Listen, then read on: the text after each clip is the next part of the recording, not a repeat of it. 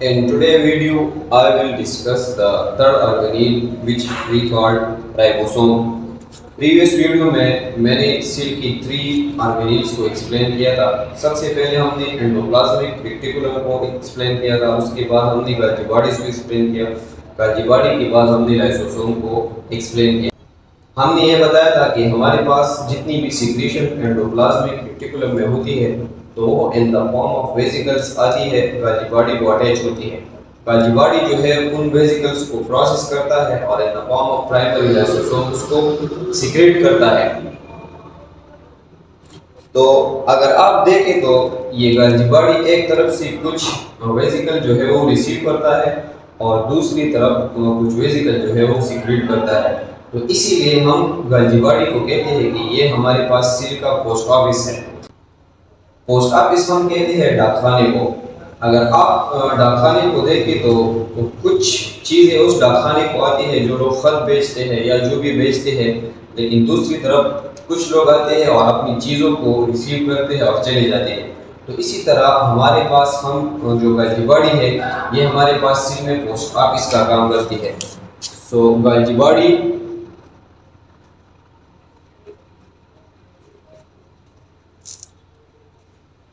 also called post office of seal।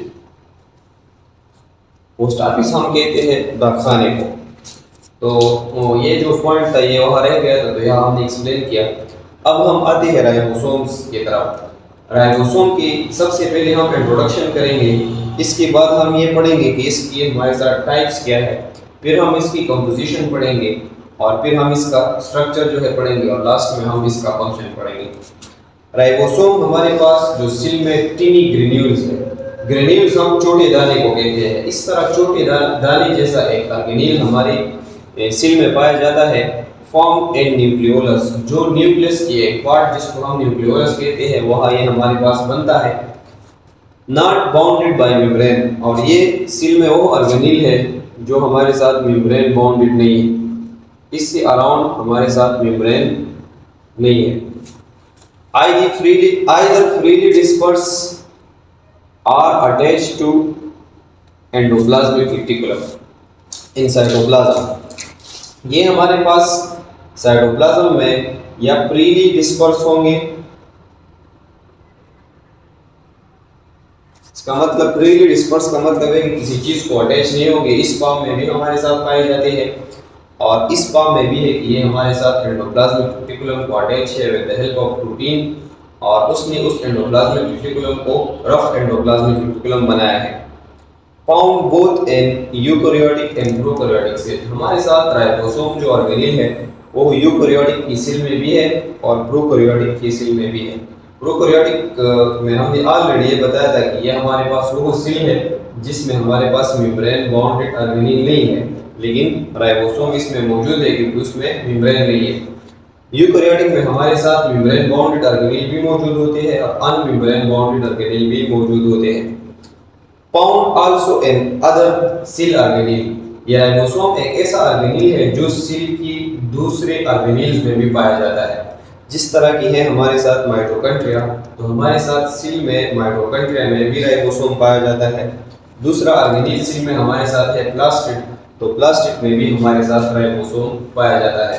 तो ribosome एक ऐसा ऑर्गेनेल है जो सेल में फ्रीली भी मौजूद है, सेल में हमारे साथ मेम्ब्रेन्स को भी अटैच है जिस तरह एंडोप्लाज्मिक रेटिकुलम में हमने बताया था। और तीसरी बात यह है कि ये सेल की दूसरी ऑर्गेनेल्स में भी पाया जाता है, जिस तरह की माइटोकॉन्ड्रिया में भी राइबोसोम है और प्लास्टिड के अंदर भी हमारे साथ राइबोसोम है। टाइप्स। अब हम आते हैं राइबोसोम के टाइप्स पर। तो राइबोसोम के हमारे पास 2 टाइप है, एक 70S राइबोसोम है, एक 80S राइबोसोम है। 70S राइबोसोम का मतलब ये है कि ये हमारे साथ बनिस्बत 80S राइबोसोम की इसकी साइज हमारे साथ है स्मॉल, और ये जो हमारे साथ राइबोसोम है ये हमारे साथ पाया जाता है प्रोकैरियोटिक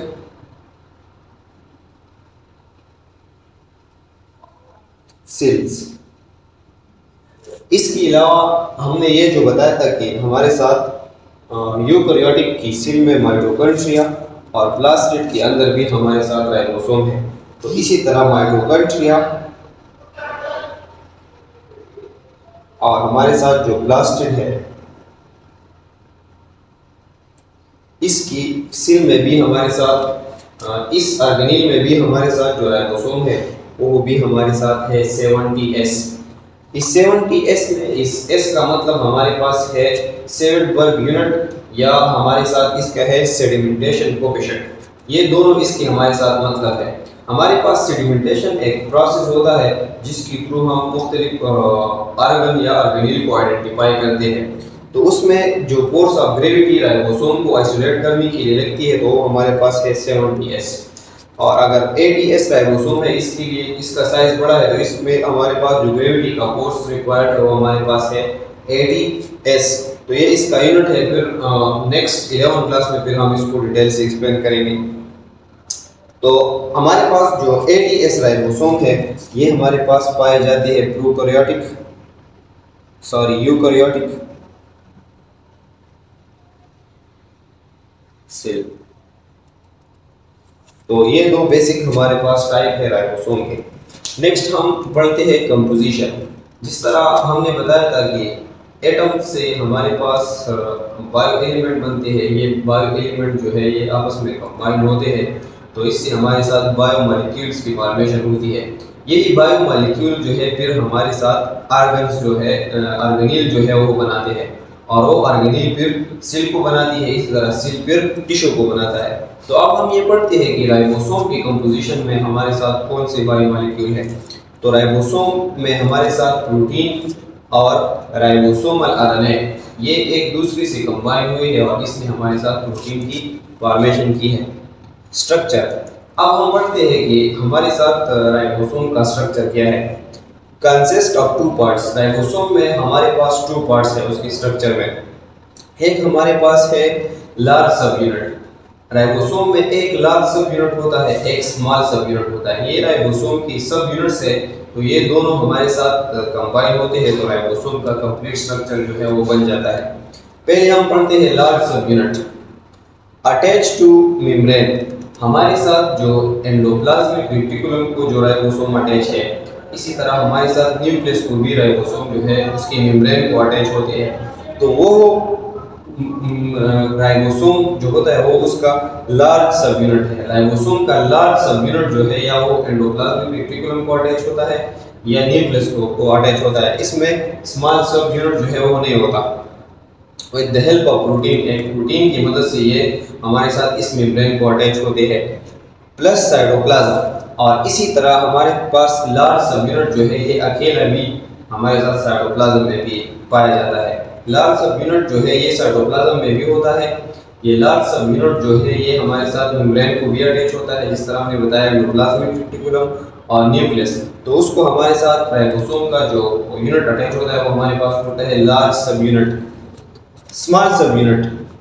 स्मॉल सब यूनिट जो है ये राइबोसोम का एक स्मॉल पार्ट है। जब ये स्मॉल पार्ट इस लार्ज पार्ट के साथ कंबाइन होता है तो कंप्लीट जो बॉडी है वो राइबोसोम की बन जाती है। तो हमेशा हमारे पास जो राइबोसोम का स्मॉल सब यूनिट है ये हमारे पास सेल की साइटोप्लाज्म में फ्रीली मौजूद होता है।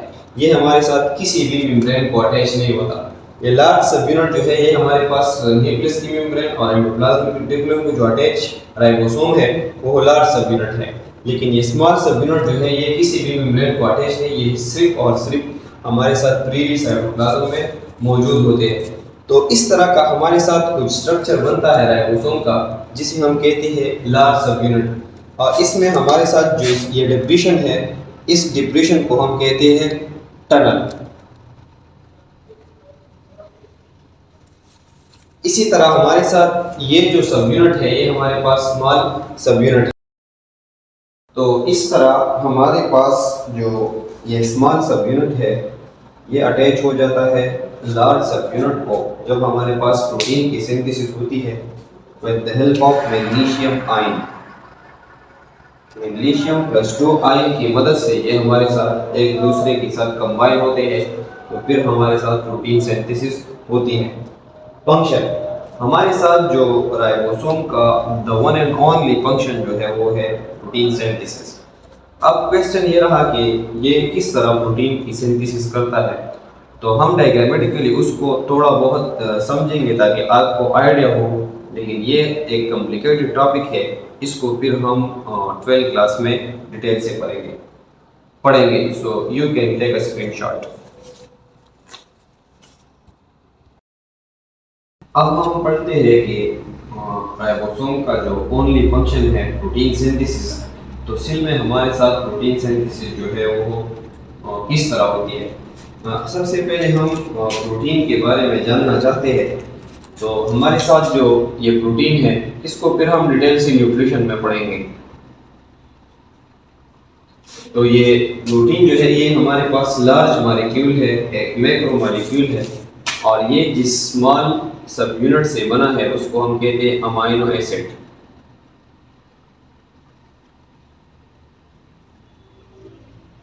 ये अमाइनो एसिड इस प्रोटीन का हमारे साथ एक स्मॉल सब यूनिट है।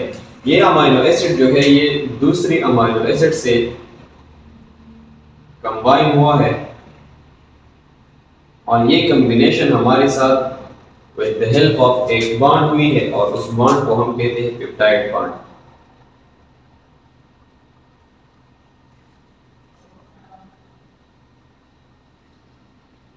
तो ये प्रोटीन सिंथेसिस क्या है, हमारे साथ साइटोप्लाज्म में ये अमाइनो एसिड जो है बहुत ज्यादा सारे पड़े हुए हैं। तो इन राइबोसोम का ये काम है कि ये इन अमाइनो एसिड को इकट्ठा करते हैं और पेप्टाइड बॉन्ड इनकी आपस में बनाते हैं और हमारे साथ सिंथेसिस ऑफ प्रोटीन करते हैं। तो इस प्रोसेस को अब हम थोड़ा समझते हैं कि हमारे साथ जो है ये प्रोटीन सिंथेसिस किस तरह होता है। हमने बताया था कि हमारे साथ जो राइबोसोम है उसकी 2 सब यूनिट है। ये जो मैंने ड्रा किया है ये राइबोसोम का लार्ज सब यूनिट है, और ये हमारे पास है राइबोसोम का स्मॉल सब यूनिट। राइबोसोम का जो स्मॉल सब यूनिट है ये हमारे पास सिर्फ और सिर्फ साइटोप्लाज्म में पाया जाता है, और जो लार्ज सब यूनिट है वो हमारे पास साइटोप्लाज्म में भी होता है, और वो हमारे पास एंडोप्लाज्मिक रेटिकुलम को भी अटैच होता है। तो ये एक मैंने ड्रा किया है कि ये एक लार्ज सब यूनिट है हमारे पास राइबोसोम का, और ये एंडोप्लाज्मिक रेटिकुलम की जो सिस्टर्निया है, ये डायग्राम मैंने इस सिस्टर्निया से लिया है, ये इसको अटैच है। तो अब हम पढ़ते हैं कि हमारे साथ जो सेल है उसमें 2 तरीकों से प्रोटीन सिंथेसिस होती है। एक प्रोटीन सिंथेसिस वो राइबोसोम करते हैं जो हमारे साथ एंडोप्लाज्मिक रेटिकुलम को अटैच है, और एक प्रोटीन सिंथेसिस हमारे साथ वो राइबोसोम करते हैं जो फ्रीली हमारे साथ मौजूद है साइटोप्लाज्म में। तो ये प्रोटीन सिंथेसिस हमारे साथ किस तरह होता है। हमारे पास है न्यूक्लियस। अगर आप देखें तो इस न्यूक्लियस के अंदर मैंने एक स्ट्रक्चर ड्रा किया है। इस स्ट्रक्चर को हम कहते हैं क्रोमोसोम। ये क्रोमोसोम जो है ये हमारे साथ कंसिस्ट होते हैं डीएनए प्लस प्रोटीन। ये जब कंबाइन होते हैं तो ये एक स्ट्रक्चर बनाता है जो हमारे पास है क्रोमोसोम। तो इस क्रोमोसोम में जो डीएनए है ये हमारे साथ बेसिकली एक मैसेज फॉरवर्ड करता है कि हमारे सेल को जब प्रोटीन की ज़रूरत हो या बाहरी सेल को प्रोटीन की ज़रूरत हो, तो ये मैसेज जो है ये बेसिकली हमारे साथ डीएनए से जनरेट होता है in the form of messenger RNA. ये मैंने यहाँ जो स्ट्रक्चर ड्रा किया है ये हमने मैसेंजर आरएनए का स्ट्रक्चर ड्रा किया है।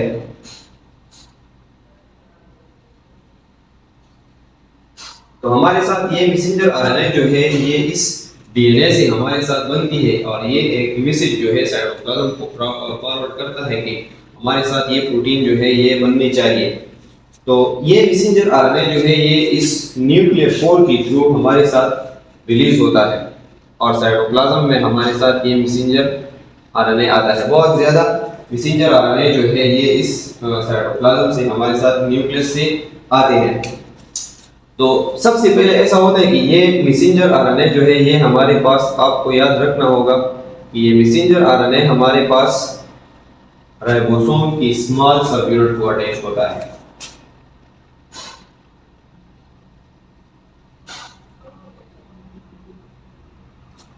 जब ये मैसेंजर आरएनए हमारे साथ राइबोसोम के स्मॉल सब यूनिट को अटैच होता है तो हमारे साथ 2 प्रोबेबिलिटीज है। ये स्मॉल सब यूनिट हमारे साथ जाके कंबाइन होती है साइटोप्लाज्म में जो लार्ज सब यूनिट है उसके साथ। फिर या दूसरी प्रोबेबिलिटी ये है कि ये हमारे पास जो स्मॉल सब यूनिट है राइबोसोम की ये कंबाइन हो जाए उस लार्ज सब यूनिट ऑफ राइबोसोम को जो एंडोप्लाज्मिक रेटिकुलम को अटैच है। तो कुछ इस तरह होता है कि हमारे साथ यह अटैच हो जाती है और इसको हमारे साथ मैसेंजर आरएनए जो है वो अटैच होते हैं। जब भी हमारे साथ मैसेंजर आरएनए स्मॉल सब यूनिट को अटैच होता है तो इसी ही एक कंडीशन में हमारे साथ राइबोसोम जो है उसका कंप्लीट स्ट्रक्चर पाया जाता है कि उसका लार्ज जो सब यूनिट है वो स्मॉल सब यूनिट से कंबाइन होता है और उसका कंप्लीट स्ट्रक्चर जो है वो बन जाता है। इसी तरह दूसरी प्रोबेबिलिटीज हमारे साथ ये है कि हमारे साथ जो ये स्मॉल सब यूनिट है राइबोसोम का ये आ जाए और साइटोप्लाज्म में जो लार्ज सब यूनिट है उससे कंबाइन हो जाए।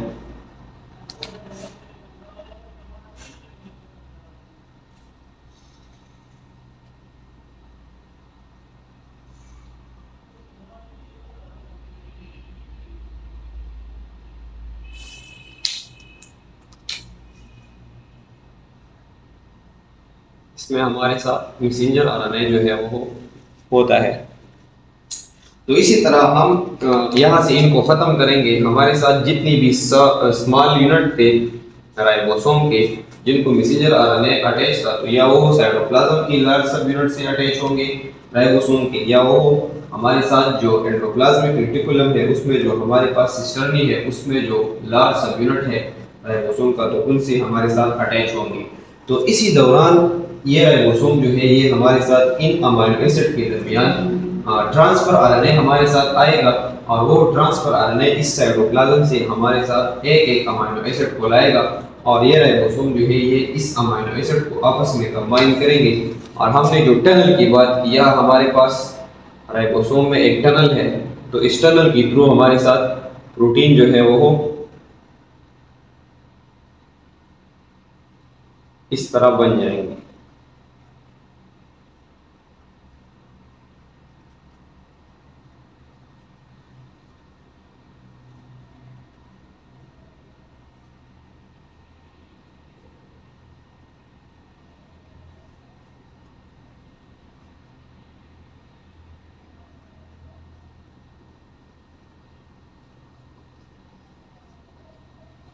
और इसी तरह यह जो हमारे साथ प्रोटीन बनते हैं वो इस टनल के थ्रू हमारे साथ इस सिस्टर्निया को आ जाएंगे और ये प्रोटीन इस सिस्टर्निया में जिस तरह हमने बताया था प्रोसेस होंगे और फंक्शनल यूनिट में कन्वर्ट होंगे और प्राइमरी लाइसोसोम में वो हमारे साथ इस गाल्गी बॉडी को जाएंगे।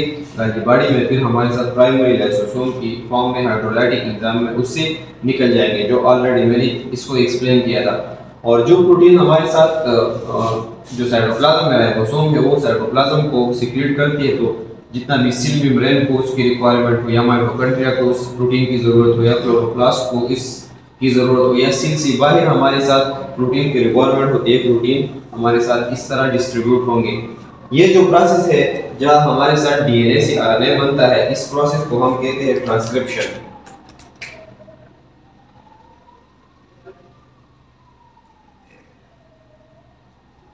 और हमारे साथ जो ये मैसेंजर आरएनए राइबोसोम को अटैच होता है और इससे जो प्रोटीन बनते हैं तो इस प्रोसेस को हम कहते हैं ट्रांसलेशन।